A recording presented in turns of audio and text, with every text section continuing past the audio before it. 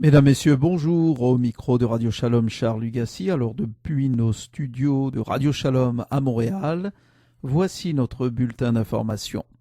Le ministre canadien de la Citoyenneté et de l'Immigration, M. Jason Kenney, a publié une déclaration concernant la semaine contre l'apartheid israélien. Il a déclaré qu'au Canada, tout le monde a le droit d'exprimer librement ses opinions, mais que la manière dont sont assurées ces activités anti-Israël dans de nombreux campus canadiens est toxique et dangereuse. Par ailleurs, il déclare que cette hostilité envers l'État démocratique d'Israël sonne comme un contraste ironique avec le silence des organisateurs de la semaine contre l'apartheid israélien concernant les atrocités en cours commises par le régime syrien contre ses propres citoyens, ainsi que les brutalités et le déni des droits dans les pays non démocratiques au Moyen-Orient et dans le reste du monde. À propos donc de cette semaine contre l'apartheid israélien, le ministre Jason Kenney a déclaré que chaque habitant de ce pays a le droit d'exprimer librement et publiquement ses opinions. Cela dit, il dit partager les préoccupations d'autres Canadiens concernant les discours irresponsables et enflammés associés aux activités contre Israël organisées sur bon nombre de campus d'universités canadiennes et la manière toxique dont ces activités sont souvent menées. On ne peut, dit-il, citer de meilleur exemple que la semaine contre l'apartheid israélien. Les organisateurs et les participants ont la triste réputation de promouvoir et d'organiser des événements qui briment la sécurité et les droits de la faculté et des étudiants juifs, qui censurent les points de vue d'autrui et qui limitent le discours universitaire, a poursuivi M. Kenney. Dans les sociétés libres, comme au Canada et en Israël, il est absolument légitime de débattre des politiques et des pratiques du gouvernement et de les critiquer. En fait, Israël appuie le droit à la liberté d'expression plus que tout autre pays de cette région du monde, déclarait M. Jason Kenney. Toutefois, la liberté de critiquer est accompagnée du devoir d'éviter la tenue de propos haineux et intolérants. Pour sa part, le chef libéral du Canada, M. Bob Rae, a déclaré qu'il critiquait la semaine contre l'apartheid israélien qui se déroule dans certaines universités canadiennes et qui a pour but de diaboliser l'État d'Israël. Selon lui, cet événement est contraire à l'instauration d'une justice sociale au Moyen-Orient, car au lieu de favoriser la discussion entre les parties, il encourage la haine en diabolisant Israël. Il serait plus efficace, dit-il, d'encourager un débat respectueux et de trouver une solution basée sur la négociation, le dialogue et la compréhension. Par ailleurs, la Cour suprême a déterminé à l'unanimité la semaine dernière qu'un tel discours haineux cherche à saper la légitimité des membres du groupe visé et à miner leur acceptation au sein de la société et doit donc être rejeté. Réaction du président du Centre pour Israël et Affaires juives, M. David Koczynski.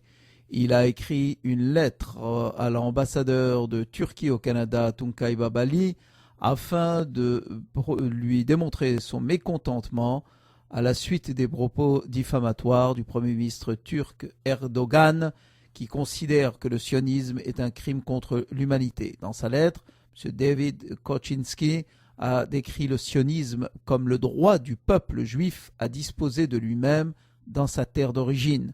Par ailleurs, il regrette que le Premier ministre de la Turquie, pays qui autrefois jouait le rôle de lien entre l'Ouest et l'Est et de force positive dans la stabilité au Moyen-Orient, ait opté pour des actions subversives et de confrontation. David Koczynski a appelé à des excuses publiques du Premier ministre Erdogan. Une autre affaire de boycott d'Israël, est-ce que les étudiants de Polytechnique Montréal seront aussi hardis, aussi courageux que ceux d'Oxford? Il semble qu'à une majorité écrasante de 70% des votants, les 20 000 étudiants de l'université britannique d'Oxford viennent de refuser de boycotter les produits israéliens. L'association des étudiants d'Oxford avait proposé aux étudiants le 13 février de dénoncer la politique d'Israël par le boycott, car, disait-il, nous avons une responsabilité morale pour combattre l'injustice, disaient les slogans. Les étudiants d'Oxford ont montré que leur attachement à la liberté intellectuelle est inébranlable, a déclaré au Huffington Post britannique Elon Aslan Levy, un étudiant anglo-israélien d'Oxford, qui ajoute « En rejetant les appels au boycott contre Israël, nous avons démontré avec éclat que nous voulons qu'Oxford puisse continuer à échanger avec les universitaires israéliens et coopérer avec les entreprises israéliennes. » Fait intéressant, les représentants des collèges universitaires ont eux aussi refusé le boycott par 69 voix contre 10 pour et 15 abstentions, un raz-de-marée contre la désinformation sur le conflit arabo-israélien. Qu'est-ce qui s'est passé ici? Donc l'association des étudiants de Polytechnique de Montréal a décidé, suite à la réception d'une pétition signée par 115 étudiants, de tenir un référendum sur la question suivante.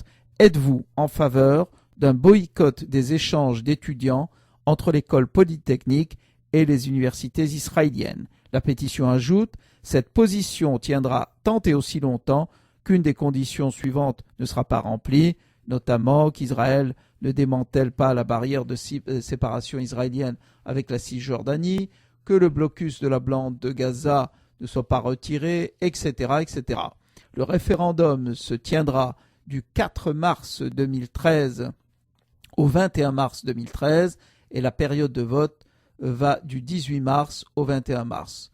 On se demande si les étudiants de Polytechnique de Montréal sont aussi évolués que ceux d'Oxford, se demandent les commentateurs. Ils ajoutent s'ils pensent par eux-mêmes et s'ils sont déjà formatés par la pensée unique et pollués par la désinformation des médias et des activistes. Eh bien, islamisme radical au Québec, dis-je, une mère se confie. Le discours islamiste radical serait adopté par un nombre croissant de Québécois, selon plusieurs observateurs. Les services canadiens du renseignement surveilleraient une cinquantaine de Canadiens soupçonnés d'activités terroristes à l'étranger. La mère de l'un d'entre eux aurait accepté de témoigner pour mettre en garde la population contre les dérives qui guettent de jeunes musulmans en apparence bien intégrés à la société canadienne. Elle a déclaré « Je pense que là-dedans, mon fils, en parlant de son fils qui s'est joint à cela, se serait fait embarquer et qu'ils ont joué sur sa nature généreuse.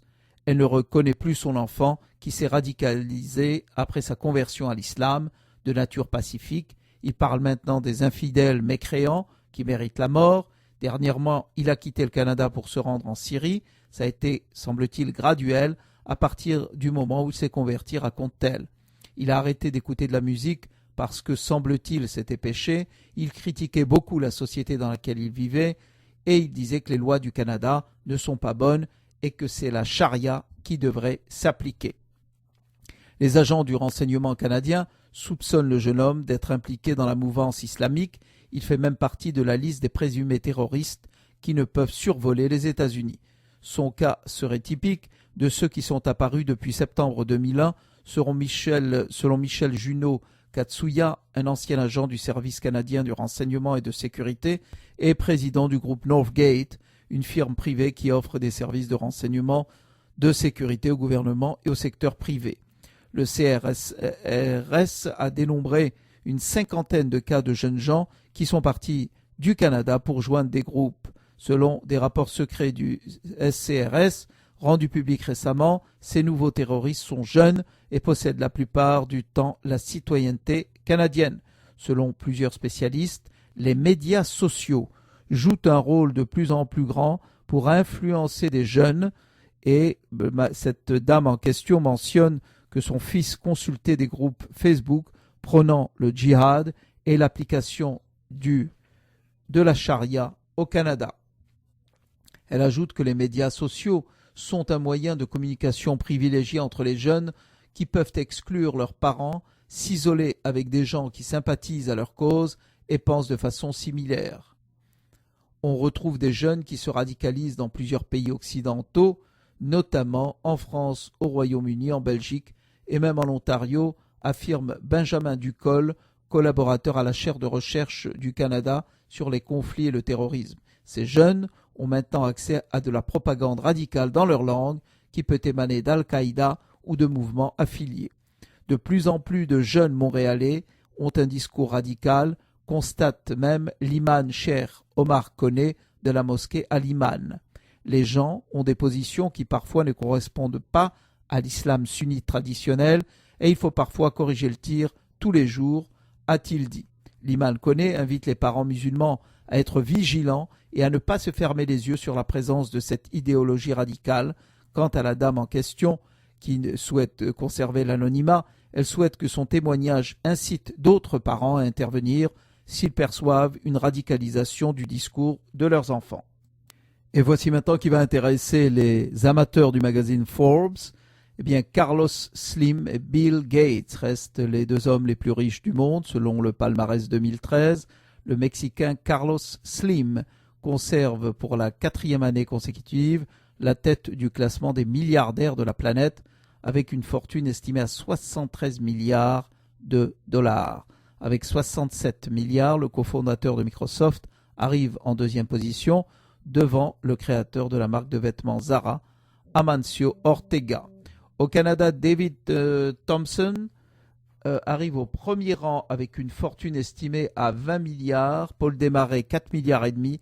Lino Saputo, 4 milliards et demi, figure également dans le top 10 des plus riches au Canada. Le fondateur du Cirque du Soleil, Guy Laliberté, arrive au 17e rang au Canada et au 7e au Québec avec une fortune estimée à 1,8 milliard, donc une baisse de 30% par rapport à l'année dernière. Le Cirque du Soleil a annoncé en janvier dernier l'abolition de 400 emplois à l'échelle mondiale d'ici le printemps. Pour la première fois de son histoire, l'entreprise n'était pas rentable. Par ailleurs, d'après la liste annuelle des milliardaires, Larry Ellison, cofondateur et PDG d'Oracle, serait le juif le plus riche du monde. 5 juifs sont dans le top 25 de cette liste, qui recense 1426 milliardaires. Ellison se place en 5e position avec un patrimoine de 43 milliards de dollars. Viennent ensuite le maire de New York, Michael Bloomberg, à la 13e position. Ensuite Sheldon Adelson, c'est le grand ponte du casino et philanthrope, en 15e. Et enfin les cofondateurs de Google, Larry Page et Sergey Brin, au 20e et 21e place. Par ailleurs, 17 Israéliens se trouvent dans la liste. Parmi eux, on retrouve l'homme d'affaires Idan Ofer et son frère Eyal, ainsi que l'investisseur Shaul Shani et le magnat du diamant Dan Gertler. Le Mexicain, comme on a dit, Carlos Slim, reste en première position pour la 4e année consécutive. En terminant, ne manquez pas ce soir, documentaire choc sur les services secrets israéliens. Donc, un documentaire intéressant qui s'intitule The Gatekeepers et qui est produit donc par le Festival du film israélien. Cinema for Peace Award à Berlin le 9 février qui a obtenu et la nomination du documentaire à l'Oscar 2013 du meilleur documentaire. Au micro de Radio Shalom, Charles Lugassi, bonne journée à vous tous.